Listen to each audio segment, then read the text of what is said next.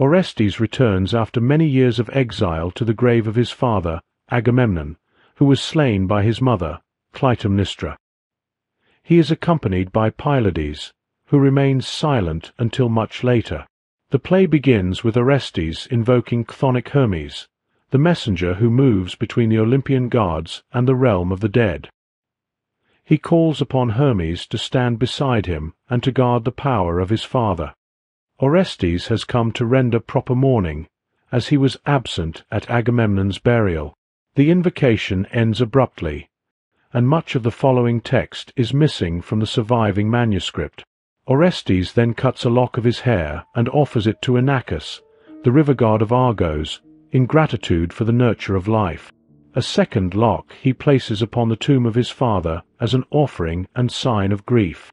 While making these offerings, Orestes notices a company of women in black robes approaching the grave. He wonders if they lament some new sorrow of the house, or if they too have come to honor Agamemnon. Among them he recognizes his sister Electra, her mourning fierce and unyielding. Orestes calls Pylades to conceal themselves, so they may watch in secret. The women, forming the chorus, sing as they advance. They declare they have been sent from the palace to pour libations for the dead, striking their breasts and rending their cheeks and garments. They tell of a dreadful dream that came to the queen, Clytamnestra, the night before. The dream interpreters declared that it was the dead king himself who rose in wrath against his murderer. In fear, the queen ordered the slaves to bring libations, hoping to soothe his anger. Yet the women dread speaking on her behalf, for no redemption exists for a house once blood has been shed. They proclaim that though many worship success more than the gods, guilt will bring its due reward. Blood once spilled does not sink into the earth, but thickens and festers in the minds of those who are guilty. No hand so stained can be cleansed with ease. Bound as slaves, they must obey their masters, yet behind their veils they weep. In the opening lines of the play, much weight is carried. The very first words, chthonic Hermes, already call for reflection. While the name is sometimes rendered as Hermes of the underworld, or Hermes, Lord of the Dead, the root of the word simply means earth. Yet here the earth is more than soil, it is the passageway between realms. Hermes, who usually escorts souls to Hades, is invoked because he can also summon them back into the world of the living. Orestes, praying at the grave of his murdered father, calls upon this god to rouse the spirit of Agamemnon and lend strength for vengeance. Hermes, known as the master of deceit, is also the fitting ally for a son who must kill his own mother, Clytamnestra. The line continues with Orestes's plea for Hermes to look down and guard the father's power. The words themselves are ambiguous. They may mean that Hermes should protect the will of Zeus, the highest father, or that he should defend the memory and honor of Agamemnon. The double meaning lingers, suggesting that divine order and personal revenge are intertwined. Agamemnon's burial had been a crime in itself. No proper rites were given, no voice of mourning was raised. Clytamnestra buried the man she had slaughtered, denying him the honor of a king. Orestes has returned to restore what was stolen, to repay a silence with rightful grief. When the chorus of women appears, clothed in black, the color itself becomes part of the tragedy. They remain on stage for the length of the play, embodying the imagery of shadow and light that runs throughout the tale. Their mourning robes show loyalty to Agamemnon and reveal that the house has lived in darkness since his murder. Electra speaks for the first time. She raises the libation cup, yet she falters, unsure of what words to utter. She cannot offer Agamemnon love on behalf of her mother, who struck him down. Perhaps she should pour the libation in silence and return to the house without a backward glance, like one discarding refuse.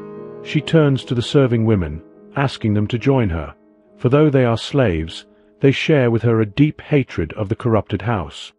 The leader of the chorus answers, declaring loyalty to the fallen king. She reveres his tomb as though it were an altar. She counsels Electra to bless those who hold her dear. But Electra is bewildered, for in her home she sees no one who loves her. The leader responds that she should pray for all who despise Aigisthos. Still, Electra does not perceive any ally beyond these women. It is then that the leader reminds her of Orestes, her brother in exile.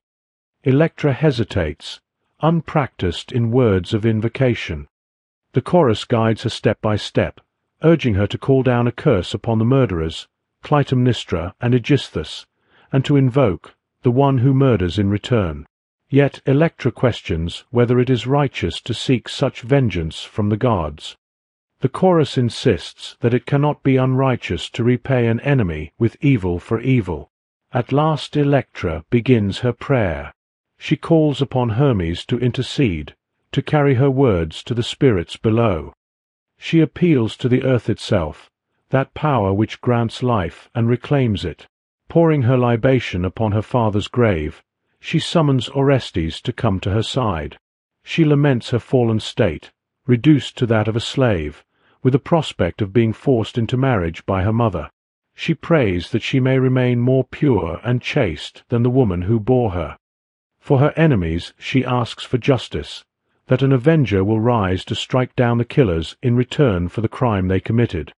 When her curse is spoken, she returns to prayers for blessing, and the libations are poured while the serving women lift their voices in song. The chorus joins in the offering, calling upon Agamemnon to shield Electra and themselves from harm, while directing his wrath upon Clytamnestra. They end with a cry for deliverance, for some man born to restore the house, one who will wield his sword as in war. The one destined is Orestes. The word Electra uses carries deep meaning: to speak well, not only to speak kindly, but to speak in a way that will move the gods and the dead to listen. If one does not speak well in this sense, the spirits may turn in anger. This is a grave question for Electra, for she knows that her mother once spoke ill of Agamemnon to call down dark spirits upon him. Thus her struggle is twofold. She asks not only how she might make a prayer that will comfort her father's spirit, but how such a prayer is even possible after such a dreadful death. She sees only two paths before her. She may pretend that she brings offerings from a devoted wife to her beloved husband, or she may say nothing at all. The first choice would be a lie, for she knows that her mother still harbours hatred against Agamemnon for the sacrifice of Iphigenia. The second would dishonour him, for silence is reserved for the casting away of filth. Trapped between falsehood and silence, she turns again to the chorus for another way, unsure of what such a way might be. And so they must not hold back in fear, for though they are slaves and she is free, they share the same hatred for the house and the same longing for justice. The chorus reminds Electra that she is not entirely alone, for she has a brother. He is still away from home, yet his name must be remembered. The word they use to describe his absence carries a hidden meaning, for it suggests not only that he is gone, but also that he stands outside the door. While the women cannot know it, Orestes even now waits near, and the word itself seems to whisper his presence to the audience. Though reluctant to speak of vengeance, Electra is urged forward by the chorus. They tell her to pray for a god or a mortal to appear as avenger. Here the play's great parallel begins to unfold, for Orestes himself is a mortal who acts under the command of Apollo. Electra asks whether it is right to beg the gods for death in return. The chorus insists that there is no other course. Evil must be answered with evil, just as loyalty is met with loyalty. This truth is at the heart of the play, the belief that one is bound by duty to repay an enemy, even if such vengeance brings further suffering upon the one who strikes. Electra comes to the tomb and makes a startling discovery. A lock of hair lies upon her father's grave. The chorus is unsettled, asking whose it might be. Electra looks closely and sees that it is identical to her own. She recognizes the curls and is certain that it belongs to Orestes, believing he has left it as an offering to honor Agamemnon. But the chorus takes it instead as a sign of sorrow, fearing it means Orestes will never return. Electra pours out her anguish in a long speech, torn between hope and despair. She wonders if the lock of hair might truly be her brother's, longing that it could speak and reveal its origin. Then she finds a second sign, footprints impressed in the earth, perfectly matched in proportion to her own. Her mind is shaken, wavering between fear and anticipation. At that moment Orestes appears. He tells Electra to thank heaven, for her prayers have been answered. She asks in confusion what prayer has been fulfilled, and he replies that her wish has come to life. He is Orestes. Yet Electra recoils in disbelief, suspecting trickery, fearing that he mocks her. He protests that her pain is his pain, and that mocking her would be mocking himself. Still she hesitates, until Orestes calls her slow to recognize. He urges her to hold the lock of hair to his head and see its likeness, and then he shows her a final token, a piece of weaving that she herself had made. At last Electra yields to her hope and embraces him in joy. She begs him to save their father's house. She declares that fourfold is her love for him now, the love that belonged to Agamemnon, who is dead, the love that should have been given to Clytamnestra, who murdered him, the love that was once for Iphigenia, sacrificed by their father, and the natural love that belongs to Orestes as her brother. She calls upon might, upon justice, and upon Zeus himself to aid him in his cause. This moment forms the recognition scene between brother and sister. Her certainty that the lock of hair could only be Orestes's may seem like coincidence, yet it is not unfounded. Only one bound by blood would lay such a token upon Agamemnon's tomb. Knowing she did not, and knowing her mother never would, she rightly concludes that it must belong to her brother. Yet when Orestes finally stands before her, she refuses at first to believe, unable to follow her own reasoning. In this she shows herself to be the opposite of her mother. Clytemnestra, with her sharp and ruthless logic, bent language and thought to her own dark ends. Electra, however, is ruled by wavering emotion and fragile hope, traits seen as fitting for a woman in the Greek imagination. She has already prayed to be nothing like her mother, and here her very weakness becomes proof that she has achieved this. Orestes's first words are a command to give thanks to the gods for granting her prayers. Just as Electra appeared when Orestes prayed for help in avenging their father, so now Orestes appears when Electra longs for her brother's return. The gods, it seems, are watching over them, and the swift fulfillment of part of their prayers is a promise that their greater wish will also come true, that Clytemnestra and Aigisthos will meet their punishment. Electra's suspicion of her brother's words is laden with meaning in the larger tale. Her first thought is that this stranger is weaving a net around her, ensnaring her with falsehoods, echoing the terrible scene in which Cassandra foresaw Agamemnon caught in Clytemnestra's trap. But Orestes assures her that he is her ally, that her suffering is his own. Together they will plot against the queen. The lock of hair, the footprints, the weaving, all were signs of affinity, proofs of blood and family, and now their bond is sealed. Orestes raises his voice in prayer to Zeus, speaking on behalf of himself and Electra. He asks the god to guard them as if they were young eagles bereft of their father, slain by a serpent's coils. Now the children are left as sorrowful exiles, stripped of protection. Orestes reminds Zeus that Agamemnon was faithful in his offerings, always giving the gods their due with rich sacrifices. If he and Electra should perish, who would remain to honor the gods in such splendor? He pleads that Zeus preserve the root of their house, so that it may rise again and render service to heaven. The leader of the chorus cuts across his words, warning them to guard their voices, lest the masters overhear and bring ruin. Yet even in caution she cannot help but utter her wish, that she might see those masters smeared with pitch and consumed by fire. Orestes resumes, declaring his unshakable trust in Apollo. The god himself, he says, will never betray him. Apollo has spoken. If Orestes fails to hunt down the murderers of his father, his punishment will be dreadful. The unappeased dead grow restless, taking root beneath the soil, sending plagues to torment the living. One who ignores such a duty will be stricken with boils, covered in a wasting disease, and hunted by the burning eyes of the Furies, who cry out for vengeance. Such a man would wander as a polluted exile, shunned from every altar, despised until the end of his days. These words of Apollo are enough to move him. Yet even without the gods' command Orestes would be driven to revenge. Grief for his father's murder gnaws at him, as does the misery of poverty he endures as an exiled prince. He despises the shame of seeing his country, once proud in war at Troy, now ruled by two women, Clytamnestra and Aigisthos. Or else, he adds bitterly, if Aigisthos is not as weak as a woman, he will soon be called to prove his strength. Orestes' use of the images of eagle and snake carries deep weight within the story. The eagle is the sign of Zeus, and so Orestes likens himself and Electra to the brood of an eagle.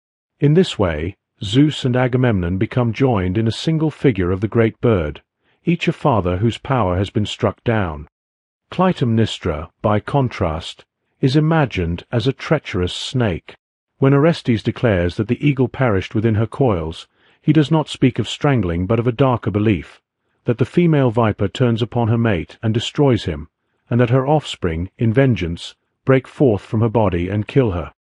The meaning is clear, for Clytemnestra's own children will bring about her death.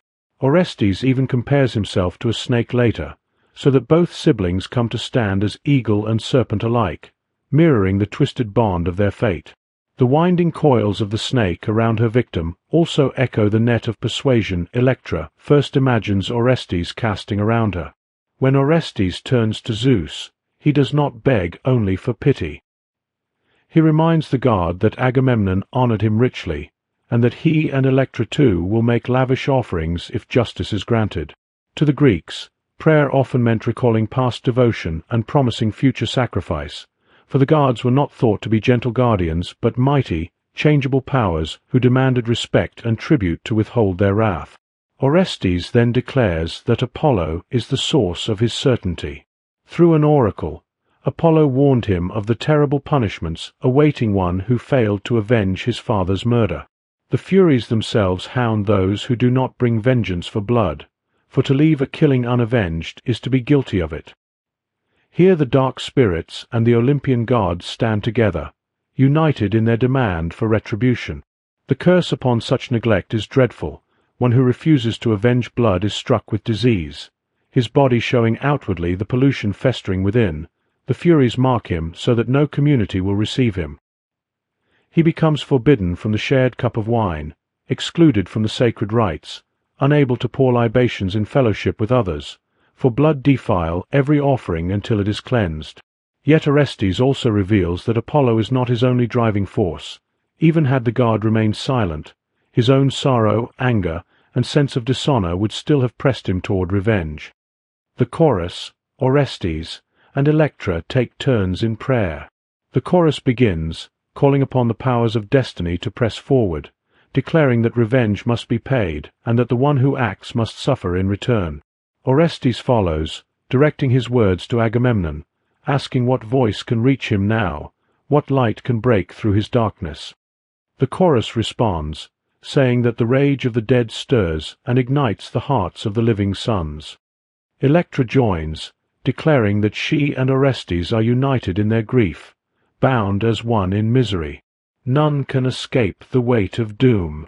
The chorus says there is still hope that this mournful song may turn into joy, that sorrow may give way to triumph. Orestes and Electra then reflect on what might have spared them their present suffering. Orestes wishes that Agamemnon had fallen with honor at Troy, so that he and Electra could have basked in the glory of his name, envied by all. The leader of the chorus takes up this thought, saying that Agamemnon might have ruled among the kings of the dead. Electra, however, longs that the murderers had been slain first, so that Agamemnon would never have been cut down. The chorus cuts short such imaginings, warning that dreams are easy, but the double lash is striking now. The moment of vengeance is at hand. Roused by this, Orestes calls upon Zeus to raise destruction from the depths of the earth. The chorus grows more frenzied, envisioning its triumphant cry when the man is stabbed and the woman falls. Their fury mounts, and Electra, carried away, cries out to Zeus to crush their skulls, demanding death upon them. The chorus declares that these cries are justified, for it is the law. Blood must be answered with blood. Orestes nearly loses himself in despair, and the chorus sinks down with him, Yet soon their spirits rise again, hope and grief sway wildly, filling the stage with surging emotion. But even as hope is spoken of, Electra breaks out, asking what hope can truly remain. Their sorrows cannot be soothed, not even by a mother's hand. For Clytemnestra herself has bred the raw fury of wolves, daring to bury their father without weeping or song. For this she must pay. The chorus narrows its gaze upon her guilt, recounting her crimes with bitter detail, how Agamemnon was butchered, his body shackled and desecrated. They feed the hatred rising in Orestes and Electra's hearts. Electra adds her own grief, reminding them that she, too, deserves pity, for Clytemnestra chained her like a dog, imprisoned in sorrow.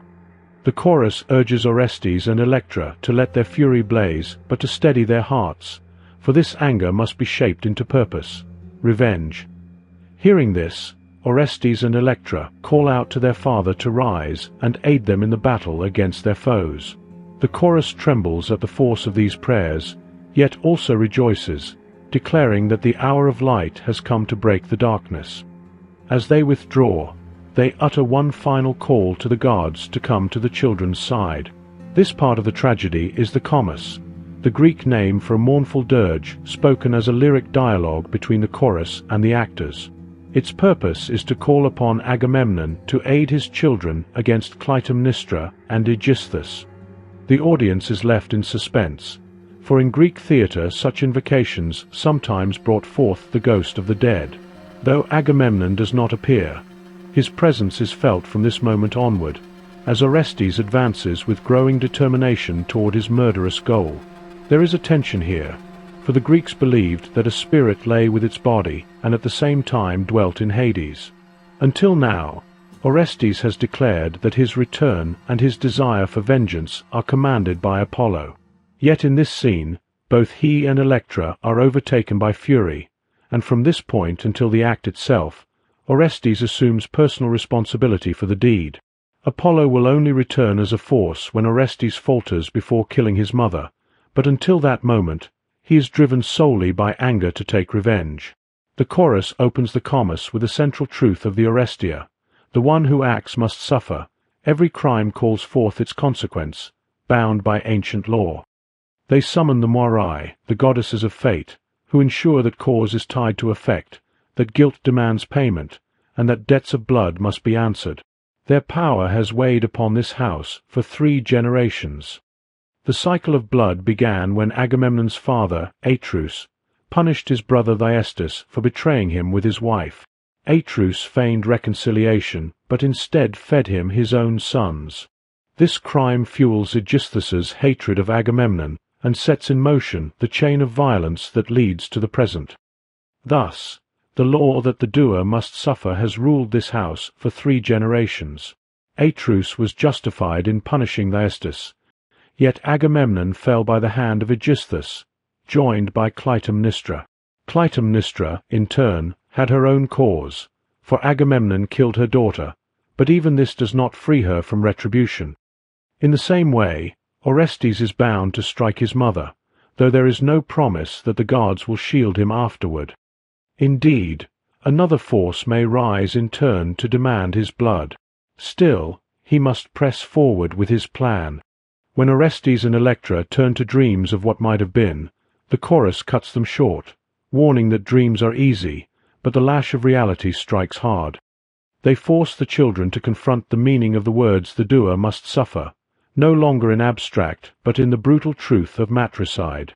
They remind them of their father's fate in dreadful detail, describing him butchered, his hands cut off, his body bound and disgraced, his life ended in horror. These words burn the image into the minds of Orestes and Electra, spurring them to action. In this play, unlike others, the chorus does not remain idle. They become the very voice that stirs vengeance into life. Orestes and Electra make one final plea to their father before turning to new concerns. Their prayers are sharp and insistent, meant to stir Agamemnon's wrath so that he will rise to their aid. They remind him of the injustices he endured and insist that only they are left to avenge them. Orestes begins by asking his father to grant him power over the house, Electra prays that Agamemnon will help her escape after she has brought ruin upon Aigisthos. Both children promise gifts in return. Orestes vows to honor his father with funeral feasts, ceremonies he would not otherwise receive since he died a shameful death. Electra pledges to pour her bridal wine upon his tomb, a shrine she will hold above all others. They remind Agamemnon of his sufferings, urging him not to forget. Orestes tells him to remember the bath in which he was struck down.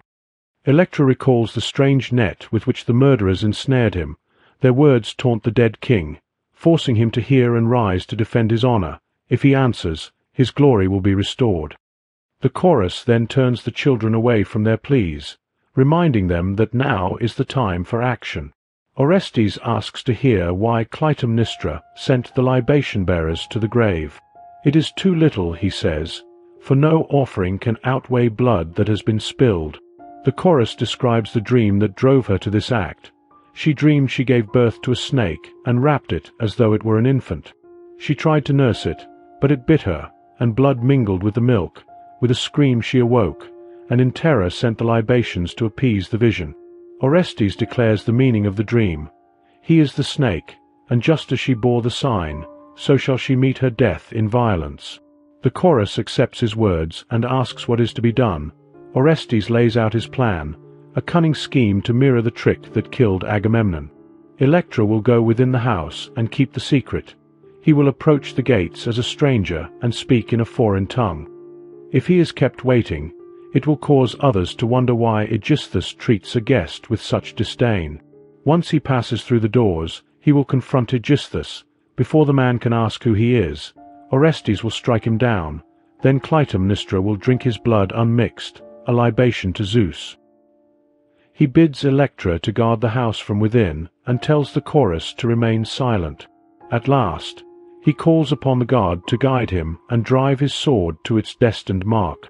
Orestes has previously explained that he has two personal reasons for wanting to kill Clytamnestra. The first, his grief over his father's murder, has already been fully expressed in the Comus. In this scene, he opens by emphasizing the second reason, his desire to regain the kingdom. Here, the memory of Agamemnon's shameful death serves merely as a tool, used by Orestes with Electra's help to compel their father's spirit to aid him in reclaiming power. To secure Agamemnon's support, both Orestes and Electra promise to bestow significant honors upon him. They appeal to him formally, addressing his spirit as one would a deity, rather than as a father. Their words are calculated, seeking assistance not from paternal affection, but from the authority and influence of Agamemnon's ghost. Both children request Kratos, or power. Orestes asks to regain control over the house, while Electra asks for power in general. As a Greek woman could never claim power for herself in such a position, it is clear she speaks on behalf of her brother. Unlike her mother, who pursued power for herself as if she were a man, Electra embodies the Greek feminine ideal, supportive and unobtrusive. After this scene, she disappears into the palace, never to return. Electra invokes the imagery of the net when she reminds her father of the trap in which he was caught. This net symbolizes the robes in which Clytamnestra ensnared Agamemnon before murdering him. Throughout the trilogy, references to this netting appear more often than references to the murder itself. The net imagery echoes the snake motif, as both envelop and strangle their victim in a close embrace. It also reflects the perversion of marital union. Instead of holding Agamemnon as a wife should, Clytamnestra trapped him and struck with her deadly fangs. Orestes seizes upon Clytamnestra's dream to fuel his revenge. He rejoices to hear that she dreamed of giving birth to a little snake prone to biting, seeing it as a clear analogy for his own planned actions. He interprets the dream as an omen of his success, a confirmation that the chthonic powers support him, whereas before he could only guess at his fortunes. After Orestes, Electra, and Pylades depart, the chorus gathers to reflect on the unfolding events. They sing of the horrors of the deep and the monstrous beings that dwell there. Birds and beasts alike can recount the furious whirlwinds of chaos, yet all these terrors pale beside man's recklessness. Who can describe a spirit so overly bold, or a woman whose passions exceed all bounds, whose frenzied desires tear apart the bonds of marriage among men and beasts alike. The chorus recalls the story of Theseus' merciless daughter, who killed her own son. She extinguished the torch that had burned since his birth, a torch fated to burn for the span of his life, dying only on the day foretold by fate. They also invoke the tale of the daughter of Nisus, king of Megara, who destroyed her father as he slept by cutting his immortal lock of hair, allowing Hermes to overtake him in his sleep. She betrayed her father for a golden necklace, a bribe from Minos, Nisus's fierce enemy. Having remembered these merciless acts, the chorus turns toward the story of a loveless marriage, a curse upon the household. Soon, the cunning plots of a wife against her wise warrior husband will be revealed. The chorus honors the home untouched by passion, and the woman who never exceeds her bounds. Among all crimes, those committed by the Lemnians are the worst. Their abominable deeds have become a paradigm of horror, and the race itself has vanished, for no man can respect that which the gods detest. The chorus declares that the sword is at the lungs, and justice will drive it deep. Those who trample the laws of Zeus will be crushed. Fate sharpens her blade, and the brooding Furies bring the sun into the house to cleanse it of its blood, restoring the order demanded by the gods.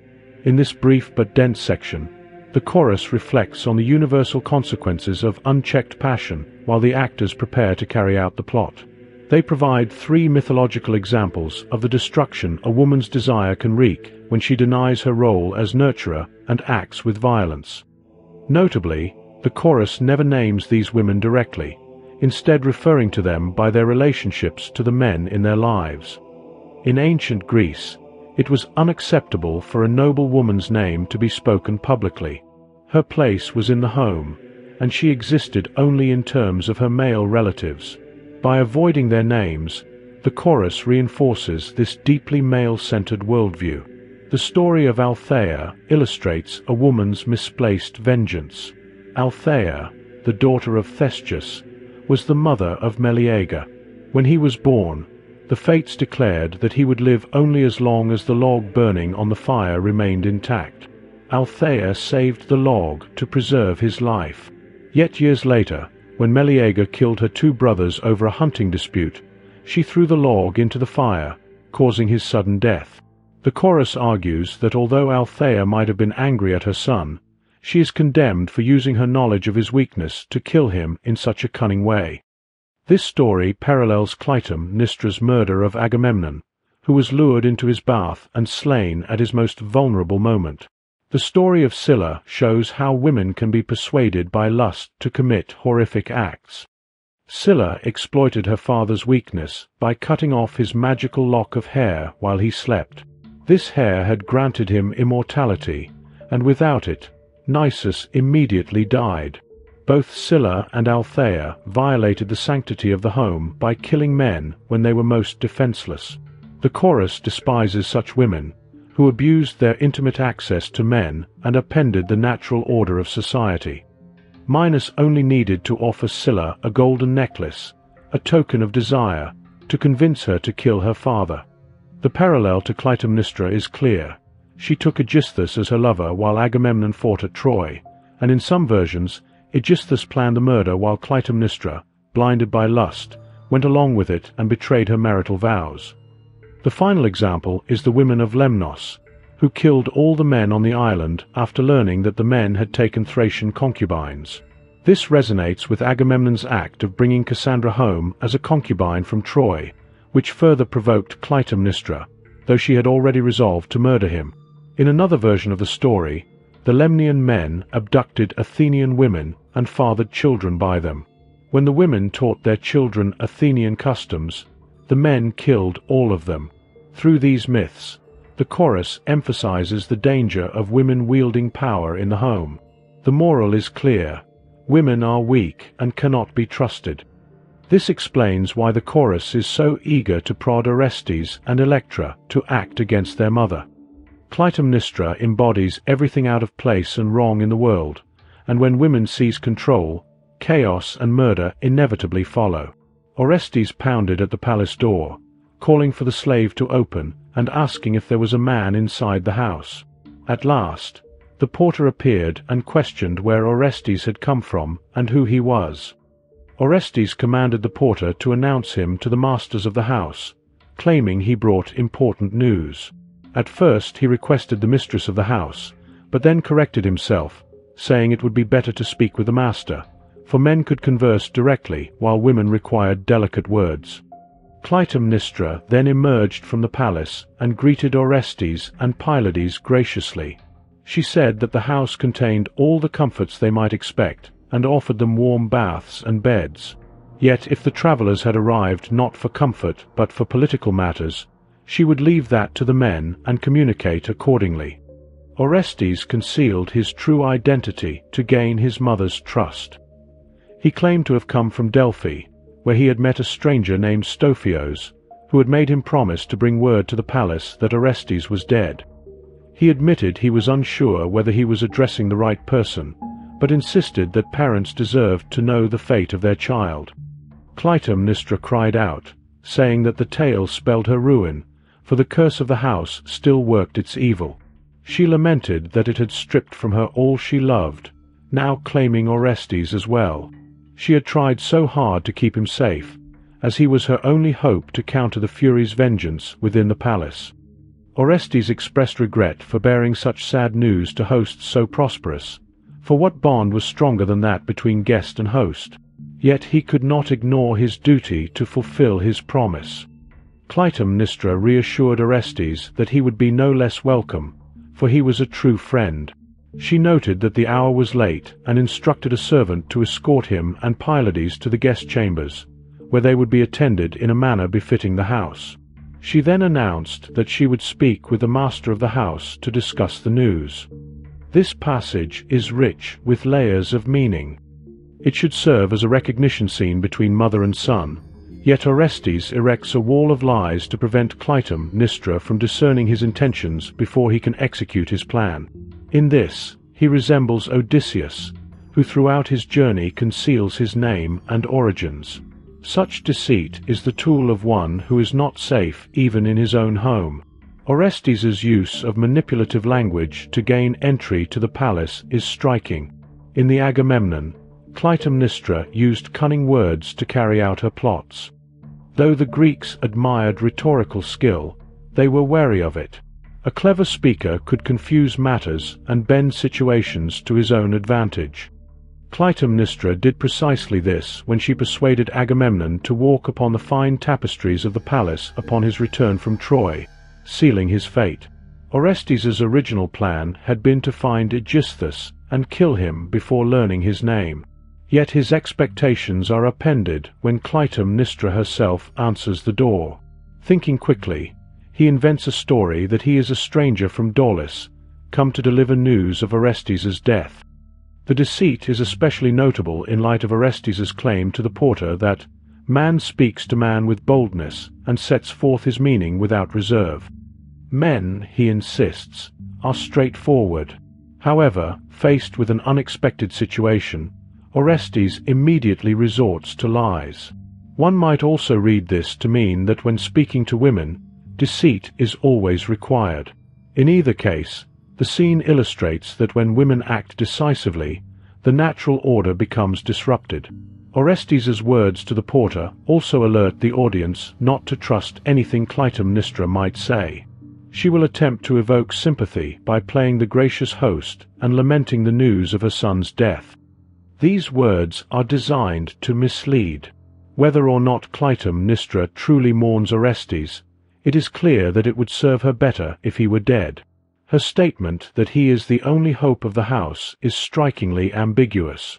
Is it ironic, a false display of grief that hints to the audience that Orestes will soon fulfill his role as the hope of the house? Or does she mean that he might assume the kingship, restore order, and bring an end to the bloodshed?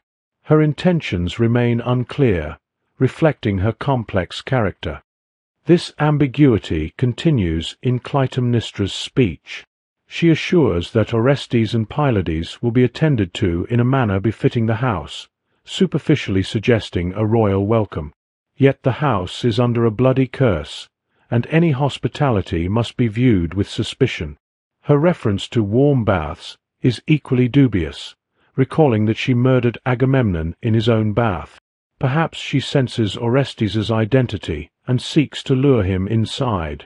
More likely, however, Clytamnestra is unaware of the danger before her, speaking words whose full meaning even she does not comprehend. This is a common device in tragedy, called a double hermeneutic, where the audience perceives ironic meaning that the characters themselves do not.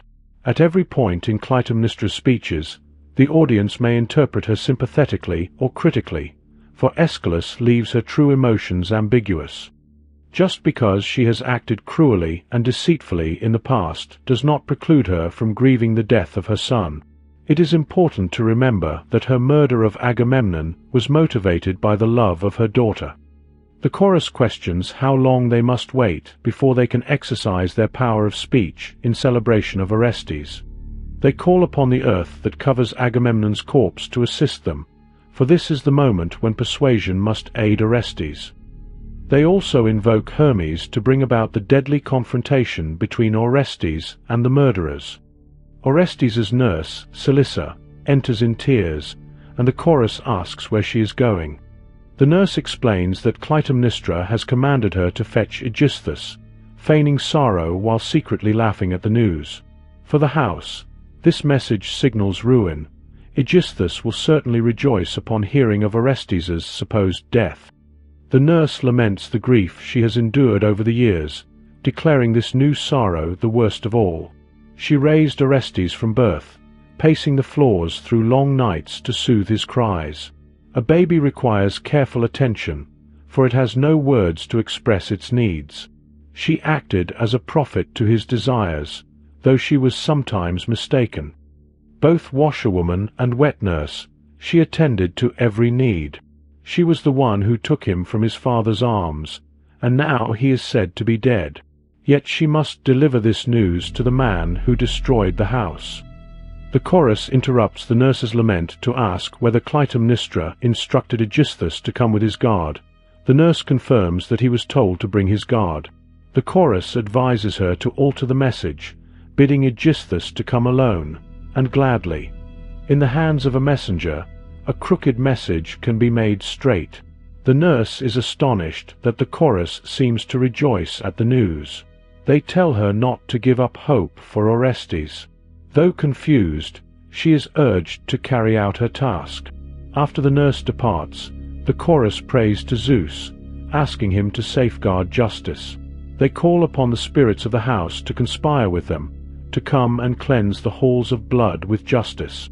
With Orestes' forthcoming act, they trust that murder will cease to stalk the palace. They also invoke Apollo, asking that the house may lift its veil of gloom and behold the bright light of freedom. The chorus foresees that soon there will be cause for rejoicing. They tell Orestes that when his moment in the action comes, he must be strong. When Clytemnestra cries out, "Son," he must respond, "Father." In this way, he may carry out the terrible deed while remaining innocent in appearance. The chorus begins this section with an ambiguous question, wondering how long they must wait before they can either sing in honor of Orestes or use their speech to aid him in his quest. If the latter is their intent, their wish is immediately fulfilled, as they instruct the nurse to tell Aigisthos to come without his guards. This aligns with the pattern in the Libation Bearers of swift fulfillment of wishes. Yet even if the chorus intends only to act in his aid, the first wish is also achieved, for by ensuring that Aigisthos comes alone, they guarantee Orestes' victory.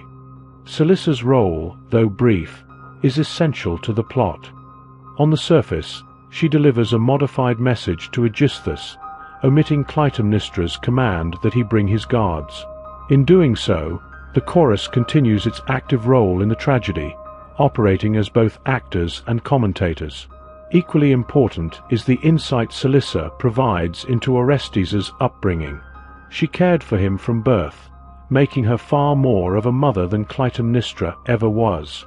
While such customs were common in royal households, Aeschylus emphasizes this to undermine Clytemnestra's claim as a nurturing parent. She did not raise Orestes herself, so she holds little claim to his affection. Orestes feels no true filial bond with his mother, and identifies only as his father's son. Celyssa also reports that Clytemnestra feigned sorrow upon hearing of Orestes's death. Though this is her opinion and not necessarily fact, it shapes the audience's perception of Clytemnestra. Her words and gestures are repeatedly shown to be untrustworthy. Together, the chorus and nurse work to discredit her, presenting her not as a mother but as a cold, calculating, and manipulative murderer. After Celyssa departs, the chorus offers a prayer that reminds the audience of the deities involved in bringing Orestes home to avenge his father. Hermes has guided him, Zeus has reminded him of the duties of justice, and Apollo has threatened him with terrible diseases and exile should he fail. The house spirits are more complex. They embody the bloody fate of the house, compelling the continuation of killing with Orestes as their agent. The chorus seems uncertain about their request, calling on the house spirits to cleanse old blood with new blood shed in the name of justice. Aigisthos enters the stage, announcing that he has come at the summons of a messenger. He has heard the news of Orestes's death, and finds it far from welcome. The house is still festering from the wounds of the previous bloody murder, and this new burden could bring the place to ruin.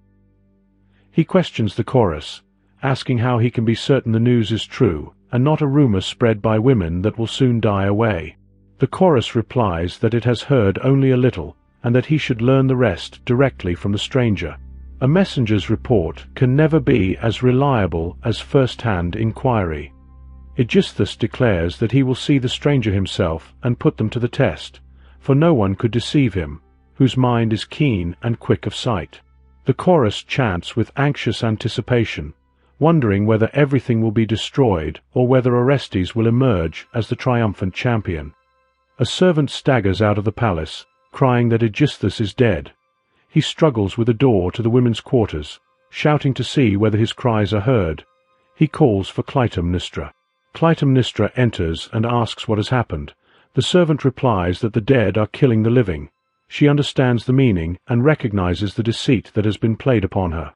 She calls for an axe, preparing to defend herself. Before the servant can return, the main door opens, revealing Orestes standing over Aigisthos's body. Disgusted by Clytemnestra's sorrow for Aigisthos, Orestes drags her toward him, ready to kill her. She stops him, asking whether he has no respect for the breast that fed him as a child. Orestes hesitates and turns to Pylades for guidance, questioning how he can kill his own mother. Pylades reminds him of Apollo's command, emphasizing that one must make enemies of all men before offending the gods. Convinced, Orestes turns back to Clytemnestra. He speaks with contempt, telling her that she will die beside the man she favored over Agamemnon. Clytemnestra pleads once more, claiming that she gave him life and asking that he allow her to grow old with him. Orestes hesitates, remembering his father's murder. She blames destiny for Agamemnon's death, but Orestes counters that destiny also governs her own end. Clytemnestra warns him that he should fear a mother's curse. Orestes cries out that she bore him and then abandoned him, selling him for a price. She challenges him to name the price and to list his father's failings. Orestes reproaches her, saying that she can never judge a man who fought for her while she remained at home. Clytemnestra shrieks, seeing murder in her son's eyes. She warns him again of her curse, and then recognizes him as the snake from her dream. Orestes declares that she has killed in an outrageous manner, and that now she will suffer the same outrage. He pulls her over the threshold, and they disappear behind the palace door. This scene marks the climax of the play. Aigisthos, who has been secondary to the action throughout the Oresteia, is quickly dispatched so that attention may focus entirely on the murder of Clytemnestra. It is only at this dreadful moment that Orestes confronts the full horror of his duty, matricide. Although the dialogue moves quickly and the action proceeds with urgency, the scene is heavy with pathos and suffering. Orestes has fully accepted his charge, countering every pitiful appeal from Clytemnestra with fierce and logical reasoning. The time for discussion and planning is finally over. Before analyzing Clytemnestra's death scene in detail, one must note an interesting aspect of Aigisthos' speech as he walks unknowingly toward death. He claims that no man can deceive him, for his mind is literally full of eyes. Under ordinary circumstances, this vigilance would protect him, allowing him to see Orestes coming and defend himself. Yet more powerful forces are at work. In the previous scene, the chorus called on Hermes to aid Orestes. Hermes is the mythological guide who lights the way, but he is also a trickster, capable of obscuring what should be clear. Thus, neither Aigisthos nor Clytemnestra realizes the true nature of their adversary until it is far too late. Clytemnestra, however, shows far more awareness than her unfortunate companion. She immediately interprets the servant's cryptic words, "The dead are killing the living," as a sign that some agent of Agamemnon has returned to exact vengeance. Realizing that treachery is afoot, she says, "By cunning we die, precisely as we killed."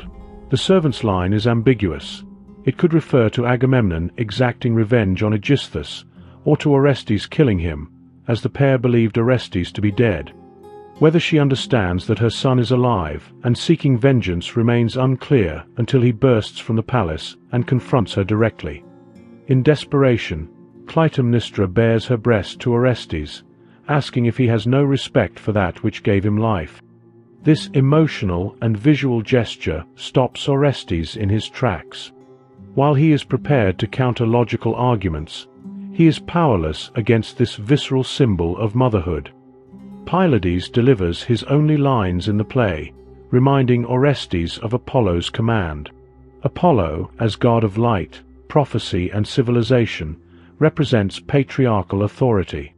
His words break the spell of the primitive maternal bond and free Orestes to complete his action. After this moment of hesitation, Orestes proceeds fully toward his goal. Clytemnestra attempts to persuade him by appealing to the filial bond, justifying her murder of Agamemnon, her care of Orestes, and her adultery. Yet Orestes is immune to her manipulative powers, unlike Agamemnon, who fell into her death trap. One of Orestes's most decisive statements is that Clytemnestra has no right to judge Agamemnon, for she remained at home while he fought in war. Here, the play emphasizes that justice is not equal. Women are in no position to hold men accountable for their deeds. Women do not contribute to society, and should remain silent rather than criticize husbands who defend the house or avenge family wrongs. Orestes's act is motivated not only by vengeance for his father, but also by Clytemnestra's violation of the natural order as understood by the Greeks. Women were not considered citizens, and were viewed as unreliable, emotional, and untrustworthy. Naturally, Clytemnestra had no authority to judge her regal husband. Finally, Orestes ignores Clytemnestra's warnings that her curse will pursue him after her death. Whether he is resigned to his fate, fails to grasp the full significance of her words, or trusts he can avoid punishment, he shows no hesitation. Perhaps he is too consumed by the intensity of the moment to be distracted by curses. Whatever the reason, he will soon face the consequences of his bloody act. The chorus celebrates Orestes's victory, calling him the double lion. The house is now freed from grief, freed from those who had stained it with murder. Orestes returned home driven by a lust for secret combat, but Dike, Greek for justice, guided his arm in open combat. Apollo willed it so, descending to earth to heal the wounds of the house. Light is breaking, and the palace can rise again after lying shattered for far too long. The palace gates open, revealing Orestes standing over the bodies of Clytemnestra and Aigisthos. He addresses the chorus, urging them to behold the former tyrants. Together they conspired to kill his father, and now together they lie dead. He unwraps a shroud from around the bodies, laying it before the chorus, declaring it the master plot that brought down his father. It was this shroud that bound Agamemnon's hands and feet, leaving him defenseless in his bath and vulnerable to murder. Orestes does not need to speak of Aigisthos, who has suffered the expected fate of an adulterer. Pointing to Clytemnestra, he asks the chorus what they now think of her, she who murdered her own husband.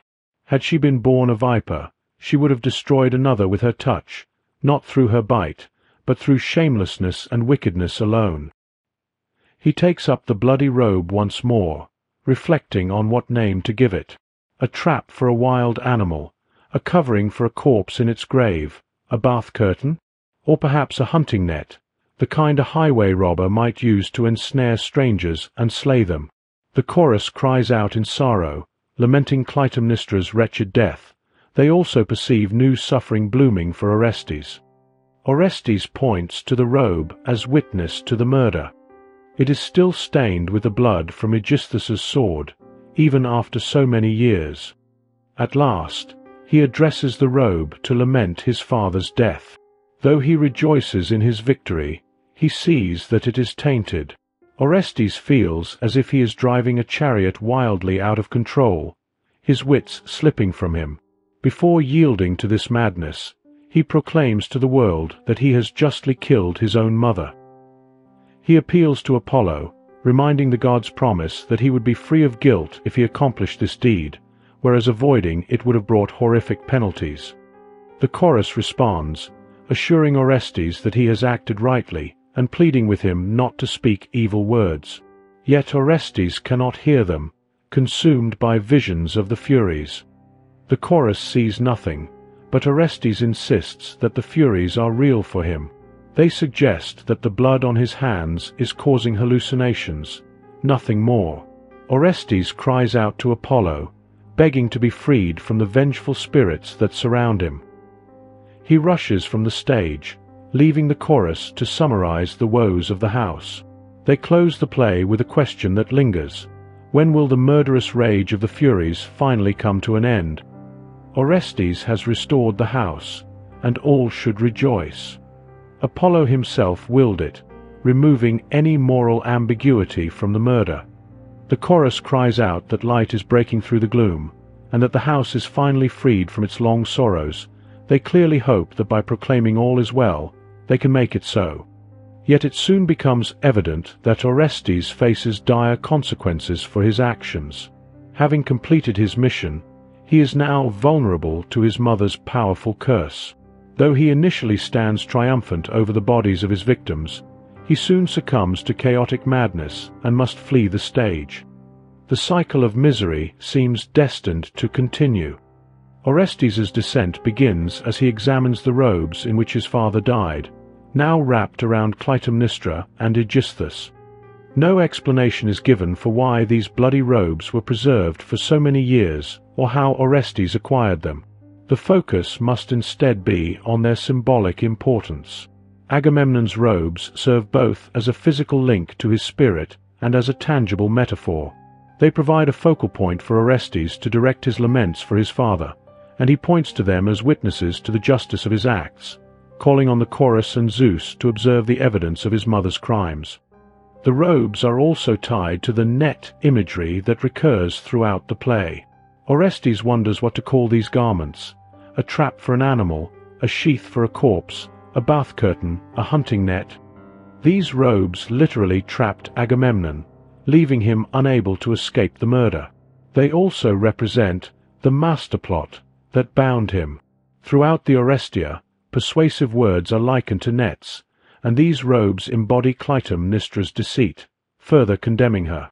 Having honored Agamemnon's memory and delivered poetic justice by wrapping Clytemnestra and Aigisthos in the very robes that trapped him, Orestes has fulfilled his duties. Yet as soon as his work is complete, madness overtakes him.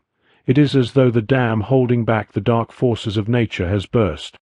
Before fully succumbing to terror at the Furies pursuing him, he cries out that his crime was justified and that Apollo promised him protection. Donning the robes of a supplicant, he flees toward Delphi to seek refuge from the vengeful spirits unleashed by Clytemnestra's curse. The play closes with an unresolved question: when will the blood stop flowing through the palace walls? This question sets the stage for the third play in the trilogy, the Eumenides, which will resolve the story. While the Libation Bearers stands as a complete work addressing key issues of Greek society, it also functions as the bridge between Agamemnon, which explores the ancient law of vengeance, and the Eumenides, which establishes the courts of Athens as the proper venue for addressing murder.